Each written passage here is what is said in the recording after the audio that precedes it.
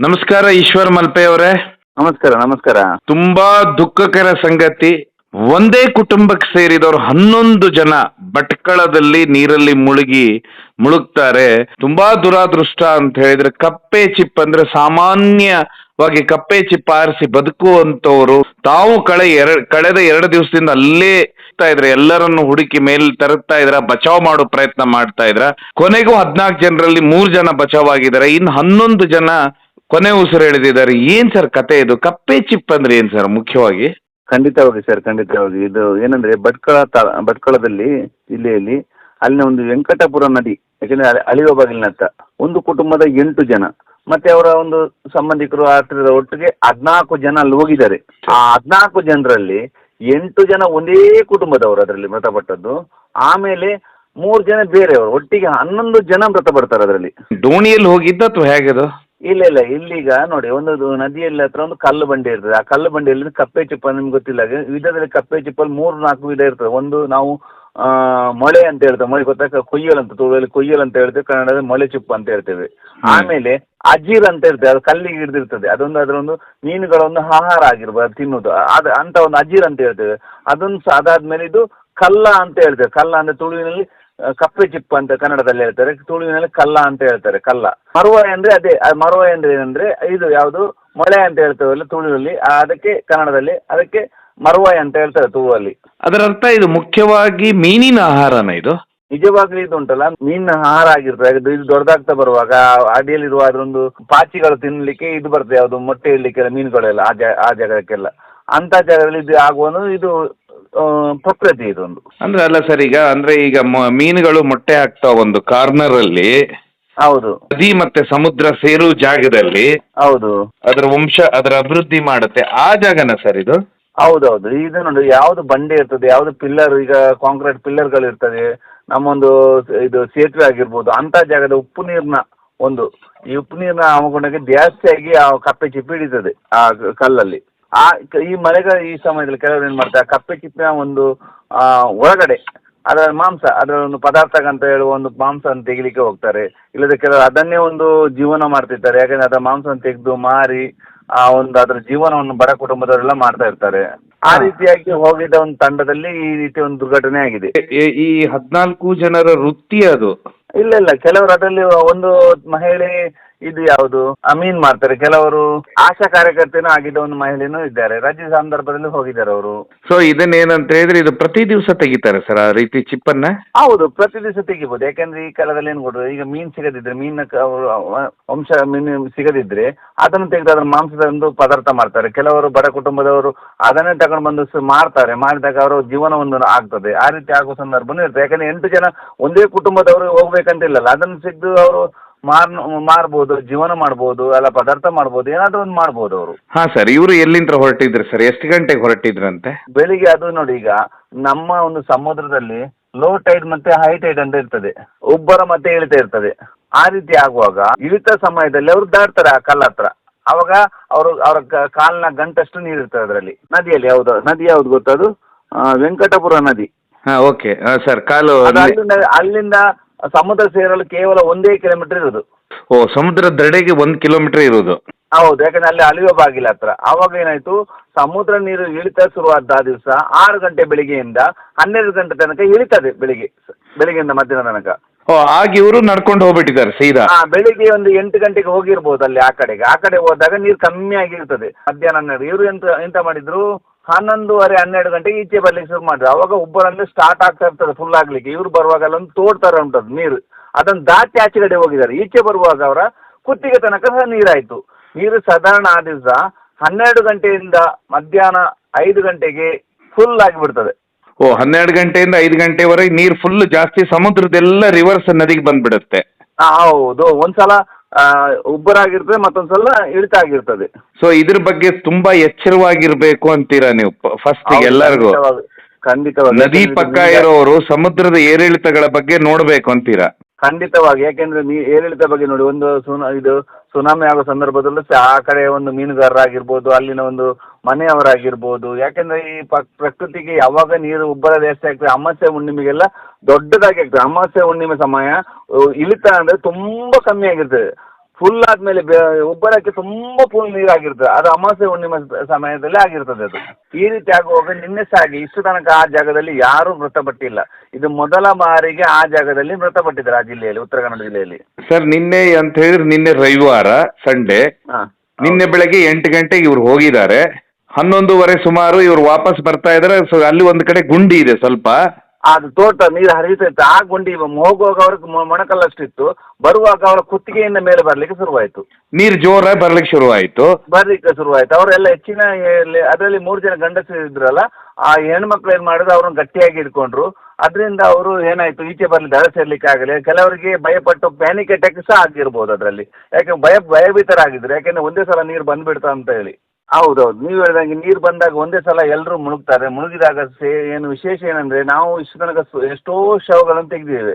ಆದ್ರೆ ನಿನ್ನೆ ಭಾನುವಾರ ದಿವಸ ಆದ ಘಟನೆಯಲ್ಲಿ ಒಂದೇ ಸಲಕ್ಕೆ ಒಂದು ಅರ್ಧ ಗಂಟೆ ಬಿಟ್ಟು ಅದೇ ಜಾಗದಲ್ಲಿ 8 ಜನರ ದೇಹ ಸಹ ಒಂದೇ ಸಲ ಮೇಲೆ ಬಂದ್ಬಿಡ್ತದೆ, ಮಹಿಳೆಯರದು ಒಂದೇ ಜಾಗದಲ್ಲಿ ಇರುತ್ತೆ.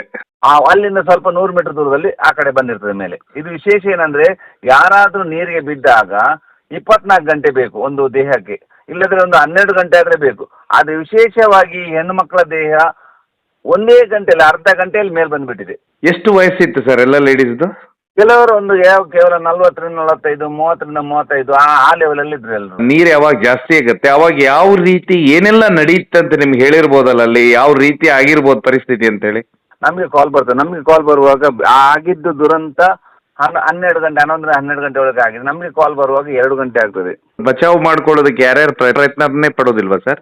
ಪಟ್ಟಿದ್ದಾರೆ ಸ್ಥಳೀಯರು ಒಬ್ಬರು, ಅಲ್ಲಿಯ ಸ್ಥಳೀಯರು ಒಂದು ಹುಡುಗ ಅಲ್ಲಿ ಒಂದು 3 ಜನರನ್ನು ಬಚಾವ್ ಮಾಡಿದ್ದಾನೆ. ಅಲ್ಲಿ ಸ್ಥಳೀಯ ಹುಡುಗ ಒಂದು ಅವರು ಫಸ್ಟಿಗೆ 3 ಜನ ಬಚಾವ್ ಮಾಡಿದ ಸ್ಥಳೀಯರು. ಯಾಕೆಂದ್ರೆ ತಕ್ಷಣ ತನ್ನ ದೋಣಿ ತಗೊಂಡು ಹೋಗಿ ಸ್ಥಳೀಯ ಒಂದು ಮೀನುಗಾರ ತಕ್ಷಣ ಹೋಗಿ ಅವನು ಅಲ್ಲಿನ ಒಂದು 3 ಜನ ಬಚಾವ್ ಮಾಡಿದ್ದಾರೆ. ಭಾನುವಾರ ದಿವಸ ದಿನೇಶ್ ಕಾರ್ಯ ತಂಡದ ಅಲ್ಲಿ ಮುಳುಗು ತಜ್ಞರು ಬಂದಿದ್ದಾರೆ, ಮತ್ತೆ NDRF ತಂಡ ಬಂದಿದೆ, ಮತ್ತೆ ನಮ್ಮ ತಂಡ ಬಂದು ಅಲ್ಲಿ ಸ್ಥಳೀಯರಲ್ಲಿ ಸೇರಿ 10 ದೇಹಗಳು ಸಿಕ್ಕಿದ್ದೇವೆ. ಆಮೇಲೆ ಇವತ್ತಿನ ಬೆಳಿಗ್ಗೆ 1 ದೇಹಗಳು ಸಿಕ್ಕಿದೆ. ಮೊದಲಲ್ಲಿ 7 ಜನರ ದೇಹ ಸಿಕ್ಕಿದೆ, 1 ಸಿಕ್ಕಿಲ್ಲ. ಮತ್ತೆಲ್ಲರೂ ದೇಹ ಸಿಕ್ಕಿದಾಗ ಎಲ್ಲರೂ 3 ಜನರ ದೇಹ ಚಿತೆಗೆ ಆಗಿದೆ. ಆದ್ರೆ 8 ದೇಹಗಳು ಇವತ್ತು ಬೆಳಿಗ್ಗೆ ತನಕ ಅಲ್ಲೇ ಇತ್ತು. ಇವತ್ತು ಎಲ್ಲ ಒಟ್ಟಾಗಿ 8 ದೇಹವನ್ನು ಸಹ ಮಣ್ಣು ಮಾಡಿದ್ದಾರೆ. ಏನು 8 ಜನ ಹೆಣ್ಮಕ್ಳು ಇವ್ರೆ? ಹೌದು, 8 ಅದು 7 ಜನ ಹೆಣ್ಮಕ್ಳು, 1 ಗಂಡಸು ಅದರಲ್ಲಿ. ಏನೆಲ್ಲ ಅಣ್ಣ ಅಕ್ಕ ತಂಗಿ ಅಣ್ಣ ತಮ್ಮಂದ್ರೆ? ಹೌದೌದು, ಒಂದೇ ಕುಟುಂಬದವರಿಲ್ಲ. ಒಂದೇ ಕುಟುಂಬದವರು? ಹೌದು ಸರ್, ತುಂಬಾ ಬಡವರು. ಯಾಕೆಂದ್ರೆ ಅವ್ರಿಗೆ ಸಹ ನಾವು ಹೇಳೋದು ಇಷ್ಟೇ, ಒಂದೊಂದು ಕುಟುಂಬದ ಇಷ್ಟೆಲ್ಲ ಆಗಿದ್ರೆ ಕುಟುಂಬದವರು ಮನೆಗೆ ಒಂದು 5-5 ಲಕ್ಷ ರೂಪಾಯಿ ಅಂತ ಆಗಿದೆ. ನಿಜವಾಗ್ಲೂ ಒಂದೊಂದು ಕುಟುಂಬಕ್ಕೆ ಒಂದೊಂದು ಜನ ನೀರಿಗೆ ಬಿದ್ದವರಿಗೆ 25 ಲಕ್ಷ ರೂಪಾಯಿ ಸರ್ಕಾರ ಕೊಡಬೇಕಿತ್ತು. ಅಲ್ಲ ಸರ್, ಇವ್ರಿಗೆ ಯಾರಿಗೂ ಈಜ್ ಬರ್ತಿರ್ಲಿಲ್ವಾ? ಇಲ್ಲ, ಈ ಹೆಣ್ಮಕ್ಳಿಗೆ ಅಷ್ಟು ಈಜು ಬರುತ್ತಿಲ್ಲ. ಮತ್ತೆ ಸಮುದ್ರದಲ್ಲಿ ತುಂಬಾ ಕಷ್ಟ ಅಲ್ಲ, ಅದರಿಂದ ಆಗಿಲ್ಲ ಅವರಿಗೆ. ಈ ಸಮುದ್ರದ ನೀರು ನದಿಯಲ್ಲಿ ತುಂಬಿ ಬಿಟ್ಟಿದೆ. ಹೌದೌದು. ಮಧ್ಯಾಹ್ನ 12 ಗಂಟೆ 5 ಗಂಟೆ ಮೇಲೆ ನೀರು ಫುಲ್ ಆಗಿರ್ತದೆ. ಅದು ಕೇವಲ 3 ಗಂಟೆಯಲ್ಲೇ ನೀರು ಫುಲ್ ಆಗಿತ್ತು. ಓಹೋ. ಈಗ ಆಮೇಲೆ ಇವ್ರು ಏನಂದ್ರೆ ಸರ್, ಎಲ್ಲರೂ ಕೈ ಹಿಡ್ಕೊಂಡು ಬಚಾವ್ ಮಾಡೋ ಪ್ರಯತ್ನ ಪಟ್ಟಿದ್ದಾರೆ ಕೊನೆಗೂ. ಖಂಡಿತ. ಯಾಕೆಂದ್ರೆ ಸ್ಥಳೀಯರು ತುಂಬಾ ಬಚಾವ್ ಮಾಡಿದ್ದಾರೆ. ಅದು ಯಾಕೆಂದ್ರೆ ಅವರು ತಮ್ಮ ಜೀವದ ಹಂಗು ಬಿಟ್ಟು ಆ ಸ್ಥಳೀಯರೆಲ್ಲ ಬಚಾವ್ ಮಾಡ್ಲಿಕ್ಕೆ ಹೋಗಿದೆ. ಕೆಲವರು ಹೇಳಿದ್ದಾರೆ ಇಲ್ಲಿ ಕೂಗಿ, ಮುಂದೆ ಹೋಗಿ ಅಲ್ಲ ಬಂಡೆ ಮೇಲೆ ಹೋಗಿ ಕೂತ್ಕೊಳ್ಳಿ ಅಂತ ಹೇಳಿ. ಅವರು ತಕ್ಷಣ ವಿಚಲಿತ ಆಗಿ ಅವರು ಭಯಪಟ್ಟು ಬಿಟ್ಟರು, ಏನು ಮಾಡುದು ಅಂತ ಹೇಳಿ. ಒಂದ್ಸಲ ನಾವು ದಡ ಸೇರುವ ಅಂತ ಹೇಳಿ ಸಡನ್ ಆಗಿ ಎಲ್ಲ ಬಂದ್ಬಿಟ್ರು. ಓಡಿ ಬರ್ಲಿಕ್ಕೆ ಹೋಗಿದ್ದಾರೆ ದಡಕ್ಕೆ? ದಡಕ್ಕೆ ಓಡಿ ಬರ್ಲಿಕ್ಕೆ ಹೋಗಿದ್ರೆ ಅಲ್ಲಿ ಮುಳುಗಿ ಬಿಟ್ಟಿದ್ದಾರೆ ಆ ನೀರಲ್ಲಿ. ಅದರಿಂದ ಒಂದು ವೇಳೆ ನೀವ್ ಹೇಳೋ ಪ್ರಕಾರ ಸರ್, ಅಲ್ಲಿ ಬಂಡೆ ಇತ್ತು, ಬಂಡೆ ಮೇಲೆ ಏರಿದ್ರೆ ಏನಾಗ್ತಿರ್ಲಿಲ್ಲ? ಇಲ್ಲ, ಖಂಡಿತವಾಗಿ ಅವರೆಲ್ಲ ಅಲ್ಲಿ ಬಂಡೆ ಮೇಲೆ ಹೋಗಿ ಕೂತಿದ್ರೆ ಎಲ್ಲರೂ ಬಚಾವ್ ಹೋಗ್ತಿದ್ರು. ಅಲ್ಲಿ ಹಿರಿಯರೆಲ್ಲ ಬೊಬ್ಬೆ ಹೊಡಿತಿದ್ರು, ಅಲ್ಲಿ ಬಂಡೆ ಮೇಲೆ ಹೋಗಿ ಕೂತ್ಕೊಳ್ಳಿ ಅಂತ ಹೇಳಿ. ಆದ್ರೆ ಅವರು ವಿಚಲಿತವಾದ್ರು, ಒಂದ್ಸಲ ಏನಾಗ್ತದೆ, ನೀರು ತುಂಬಿ ಹೋಗ್ತದೆ ಅಂತ ಹೇಳಿ. ದಡದಿಂದ ನೋಡ್ತಾ ಇದ್ರು, ಬೇರೆಯವರು ಹೇಳ್ತಾ ಇದ್ರು, ಅವ್ರಿಗೆ ಡೈರೆಕ್ಷನ್ ಕೊಡ್ತಾ ಇದ್ರು. ಹೌದು, ತುಂಬಾ ಜನ ಕೆಳಗಿಂದ ಬೊಬ್ಬೆ ಹೊಡಿತಿದ್ರು, ಹಿಂದೆ ಹೋಗಿ ಬಂಡೆಗೆ ಹೋಗಿ ಅಂತ. ಆದ್ರೆ ಇವರು ಭಯಪಟ್ಟರು. ತಕ್ಷಣ ಅಲ್ಲಿನ ಒಂದು ಸ್ಥಳೀಯ ಒಂದು ಮೀನುಗಾರ ಹುಡುಗ ಬಂದು 3 ಜನ ದೋಣಿಗೆ ಹಾಕೊಂಡು ಬಂದ. ತಕ್ಷಣ ಮತ್ತೆ ಆ ದೇಹಗಳು ಸ್ವಲ್ಪ ಮೇಲ್ ಬಂದಾಗ ಆ ದೋಣಿಗೆ ಹಾಕಿ ಮೇಲ್ ತಂದು ಕೊಟ್ಟಿದ್ದಾರೆ. ತುಂಬಾ ಒಂದು ಒಳ್ಳೆಯ ಕೆಲಸ ಮಾಡಿದ್ದಾರೆ ಅವರು. ಸರ್, ಕೊನೆಯದಾಗಿ ನೀವೇನ್ ಹೇಳ್ತೀರಾ ಅಂತ ಹೇಳಿದ್ರೆ, ಇಲ್ಲಿವರೆಗೆ ನೀವು ಆತ್ಮಹತ್ಯೆ ಮಾಡ್ಕೊಂಡವರ ದೇಹ ತೆಗೆದಿದ್ದೀರಾ, ಆಮೇಲೆ ಬೋಟಿನಿಂದ ಬಿದ್ದವ್ರನ್ನ ತೆಗೆದಿದ್ದೀರಾ, ಇದು ಸರ್, ಫಸ್ಟ್ ಹೌದು. ಟೈಮ್ ಅನಿಸ್ತಾ ಇಲ್ವಾ ನಿಮ್ಗೆ? ನಡ್ಕೊಂಡು ಹೋಗಿದ್ದೆ ದೊಡ್ಡ ದುರಂತವಾಯ್ತು ಇದು ನದಿಯಲ್ಲಿ ಅಂತೇಳಿ. ಖಂಡಿತವಾಗಿ ಖಂಡಿತವಾಗಿ ಇದು ಮೊದಲ ಬಾರಿಗೆ. ಯಾಕೆಂದ್ರೆ ಕಪ್ಪೆ ಚಿಪ್ಪು ತೆಗೆಯುವುದರಲ್ಲಿ ಈ ಮೊಳೆ ಎಕ್ಕುವುದರಲ್ಲಿ ತುಂಬಾ ಜನ ಜೀವ ಹೋಗಿದುಂಟು, ಒಂದೆರಡು. ಆದ್ರೆ ಇಂಥ ಒಂದು 11 ಜನ ಹೋಗಿದ್ದು ಇದು ಮೊದಲ ಬಾರಿಗೆ ನಮ್ಮ ಈ ಜಿಲ್ಲೆಯಲ್ಲಿ, ಈ ಕರ್ನಾಟಕದಲ್ಲಿ ಈ ತರ ಆಗಿದ್ದು ಒಂದು. ಹೋದ ವರ್ಷ ನಮ್ಮ ಅಂಕೋಲಾದಲ್ಲಿ ಗುಡ್ಡ ಕುಸಿದ ಸಂದರ್ಭದಲ್ಲಿ ಸಹ 11 ಜನ ನೀರಿಗೆ ಬಿದ್ದು ಮೃತಪಟ್ಟಿದ್ದಾರೆ ಅದರಲ್ಲಿ ಸಹ. ಸೊ ಅದು ಗುಡ್ಡ ಕುಸ್ದಿತ್ತು, ಇದರಲ್ಲಿ ನೀರಿಗೆ ಹೋಗಿ ತಾವು ಏನು ಪಾಪ ಇನ್ನೇನ್ ಸೈಡಿಗೆ ಬಂದ್ಬಿಡ್ತೇವೆ ಅಂದ್ರು. ಅಲ್ಲ ಸರ್, ಖಂಡಿತವಾಗಿ.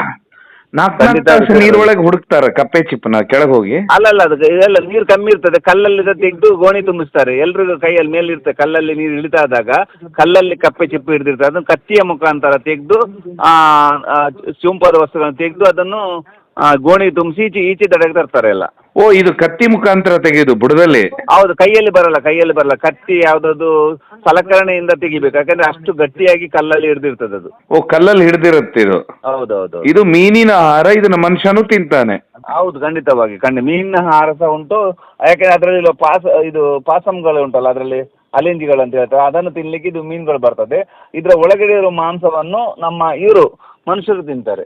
ಸೊ ನೀವೇನಂತೀರಾ, ಈ ರೀತಿ ನದಿ ಹೋಗೋರಿಗೆ ಏನ್ ಹೇಳ್ತೀರಾ ವಿಶೇಷವಾಗಿ? ಖಂಡಿತವಾಗಿ ನಾವು ವಿಶೇಷವಾಗಿ ಮೀನುಗಾರರಿಗೆ, ಸ್ಥಳೀಯರಿಗೆ ಹೇಳುದಿಷ್ಟೇ, ಆ ನೀರಿನ ಒಂದು ಏರಿಳಿತ ಒಂದು ಗೊತ್ತಾಗಿರ್ಬೇಕು. ಯಾಕಂದ್ರೆ ದಿನದಲ್ಲಿ ಎಲ್ರಿಗೂ ಸಹ ಅಲ್ಲಿ ಗೊತ್ತಾಗ್ತದೆ ನೀರಿನ ಒಂದು ಟೈಮ್ ಎಷ್ಟಂತ. ಒಂದು ಮೊಬೈಲಲ್ಲಿ ಎಲ್ರಿಗೂ ಗೊತ್ತಾಗ್ತದೆ, ಈ GPS ಆಗಲಿ ಎಕ್ಸಾಂಟ್ರ ಎಲ್ಲ ಮೊಬೈಲಲ್ಲಿ ಕೊಟ್ಟಿದೆ. ಅದೇ ರೀತಿ ಮೊಬೈಲಲ್ಲಿ ಸಹ ಏರಿಳಿತ ಬಗ್ಗೆ, ಲೋ ಟೈಡ್ ಹೈ ಟೈಡ್ ಬಗ್ಗೆ ಸಹ ಆ ಮೊಬೈಲಲ್ಲಿ ಕೊಟ್ಟಿರ್ತಾರೆ. ಅದರಿಂದ ಮೀನುಗಾರರು ಗೊತ್ತಾಗಿ ಅಲ್ಲಿನ ಮೀನುಗಾರರು ಇಂಥ ಒಂದು ಕ್ರಮ ಕೈಗೊಳ್ಳಬೇಕು, ಅಥವಾ ಅಲ್ಲಿನ ಪೊಲೀಸ್ ಸಿಬ್ಬಂದಿಗಳು ಅಥವಾ ಯಾರಾದರೂ ಮೀನುಗಾರ ಹಿರಿಯರ ಒಂದು ಮಾರ್ಗದರ್ಶನಗಳು ಹೋಗಿ ಅಂತ ಒಂದು ತೆಗಿಲಿಕ್ಕೆ ನಾನು ಹೇಳ್ತಾ ಇದ್ದೀನಿ. ಆದ್ರೆ ಇವರು ಆ ನದಿಯನ್ನ ನಂಬಿ ಬದುಕಿದವರು ಇವರು. ಖಂಡಿತವಾಗಿ ಅಲ್ಲಿ ನಮ್ಮ ನದಿಯ ತಟದಲ್ಲಿ ಇರುವವರು ಕೆಲವರು ಮೀನುಗಾರರಾಗಿರ್ಬೋದು, ಕೆಲವರು ಕೂಲಿ ಕಾರ್ಮಿಕರಾಗಿರ್ಬೋದು, ಕೆಲಸ ಮಾಡೋರು. ಅದರಲ್ಲಿ ನೋಡಿ ಒಬ್ಬೊಬ್ರು ಆಶಾ ಕಾರ್ಯಕರ್ತರು ಸಹ ಇದ್ದಾರೆ ನೋಡಿ. ಯಾಕಂದ್ರೆ ನಿನ್ನೆ ರವಿವಾರ ರಜೆ ಇರುತ್ತೆ, ಹೌದು, ಹೋಗಿರ್ತಾರೆ. ಖಂಡಿತವಾಗಿ ಈ ದುರ್ಘಟನೆ ನಡೆದೋಗಿದೆ. ಸರ್, ಒಟ್ಟು ಎಷ್ಟು ತಾಸು ಹುಡುಕ್ತೀರಾ ತಾವು? ಹೌದು, ನಾವು ರಾತ್ರಿ ಎಲ್ಲ ಹುಡುಕಿದೆವು, ಸುಮಾರು ರಾತ್ರಿ ಹುಡುಕಿ ಸಿಕ್ಕಿಲ್ಲ, ಮತ್ತೆ ಬೆಳಿಗ್ಗೆ ಮತ್ತೆ ಸಿಕ್ತು. ತುಂಬಾ ಹೊತ್ತು ಹುಡುಕ್ತಾ ಇರ್ತೇವೆ ನಾವು. ಯಾಕೆಂದ್ರೆ ನಮ್ಮ ತಂಡ ಆಗಿರ್ಬೋದು, ದಿನೇಶ್ ಕಾರ್ಯ ಅವರ ತಂಡ ಆಗಿರ್ಬೋದು, ಸ್ಥಳೀಯರ ತಂಡ ಆಗಿರ್ಬೋದು, ಅದಲ್ಲದೆ NDRF ತಂಡ ಸಹ ಬಂದಿದೆ, ಅದಕ್ಕೆ ಫೈರ್ ಬ್ರಿಗೇಡ್ನವರ ತಂಡನೂ ಬಂದಿದೆ. ಎಲ್ಲರೂ ಕೈ ಜೋಡಿಸಿದ್ದಾರೆ. ಉತ್ತರ ಕನ್ನಡದಲ್ಲಿ ಈ ಭಟ್ಕಳ ತಾಲೂಕಲ್ಲಿ ಪ್ರಥಮ ಬಾರಿ ಇಂಥ ಒಂದು ದುರ್ಘಟನೆ ಆಗಿದೆ. ಇನ್ನು ಇಂಥ ಒಂದು ದುರ್ಘಟನೆ ಆಗಬಾರ್ದು ಅಂತ ಆ ಮನೆಯವರಿಗೆ ದುಃಖ ಸಹಿಸಿಕೊಳ್ಳೋ ಶಕ್ತಿ ಪರಮಾತ್ಮನು ಕೊಡ್ಲಿ ಅಂತ ನಾವೆಲ್ಲರೂ ಪ್ರಾರ್ಥನೆ ಮಾಡ್ಬೋದು ಅಷ್ಟೇ. ಕುಟುಂಬದಲ್ಲಿ 8 ಜನ ಇಲ್ಲಂದ್ರೆ ಅವ್ರ ಪರಿಸ್ಥಿತಿ ಹೇಗಾಗಿರ್ಬೋದು ನೋಡಿ. ತುಂಬಾ ಬೇಸರ ಆಗ್ತದೆ ಸರ್. ಇವತ್ತೊಂದು 8 ಜನರ ಒಂದು ಹೆಗಲ ಮೇಲೆ ಚಟ್ಟದಲ್ಲಿ ತಗೊಂಡು ಹೋಗುವ ಎಷ್ಟು ಬೇಸರ ಆಗ್ತದೆ. ಎಲ್ಲರೂ ಇಲ್ಲಿನ ಊರಿನ ಎಲ್ಲರೂ ಸೇರಿ ಅವರನ್ನ ಒಂದು ಹೊತ್ಕೊಂಡು ಹೋಗಿ ಅಲ್ಲಿ ಒಂದು ಮೃತದೇಹವನ್ನು ಸುಟ್ಟಿದ್ದಾರೆ. ಪಾಪ ತುಂಬಾ ಬೇಜಾರಾಗ್ತದೆ. ಯಾಕೆಂದ್ರೆ ಒಂದು ಅಂತ್ಯಮ ಕ್ರಿಯೆ ಮಾಡುವಾಗ ಎಷ್ಟು ದುಃಖ ಆಗ್ತದೆ ಅಂದ್ರೆ ಅಷ್ಟು ದುಃಖ ಆಗ್ತದೆ. ಯಾಕಂದ್ರೆ ಎಲ್ಲ ಊರಿನವರು ಒಟ್ಟಾಗಿ ಮಾಡಿದ್ದಾರೆ. ಇನ್ಮೇಲಾದ್ರೂ ಈ ರೀತಿಯ ದುರ್ಘಟನೆ ನಡಿಬಾರ್ದು, ಖಂಡಿತವಾಗಿ ಆಗಬಾರ್ದು. ಯಾಕೆ ಒಂದ್ಸಲ ಆದ್ಮೇಲೆ ಎಲ್ಲರೂ ಎಚ್ಚೆತ್ಕೊಳ್ಬೇಕು. ಇಂಥ ಘಟನೆ ಯಾವತ್ತು ಯಾವ ಕುಟುಂಬಕ್ಕೂ ಸಹ ಬರಬಾರ್ದು.